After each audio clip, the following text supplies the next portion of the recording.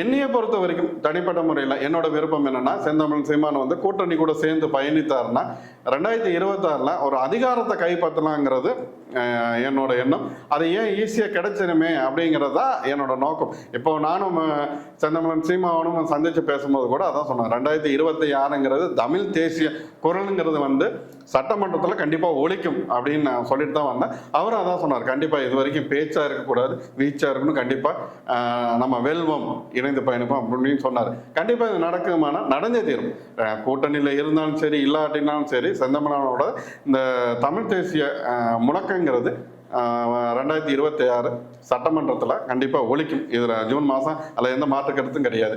இவர் கூட்டணியில் வரணுங்கிறது ஒரு சிலரோட விருப்பம். என்னோட நோக்கமும் அதுதான். அது இருந்தால் என்ன ஆகும் அப்படின்னாக்கா, இந்த அவர் பேசுகிற அந்த தமிழ் தேசியங்கிறது அதுக்குண்டான அந்த பாதிக்கப்பட்டவங்க, அதாவது ஈழத்தமிழர்கள் பாதிக்கப்பட்டவர்களுக்கு ஒரு உதவும் கரமாக இருக்கும். அவங்களோட கண்ணீரை துடைக்கிறதுக்கு ஒரு கையாக இருக்குமே அப்படிங்கிறது தான்.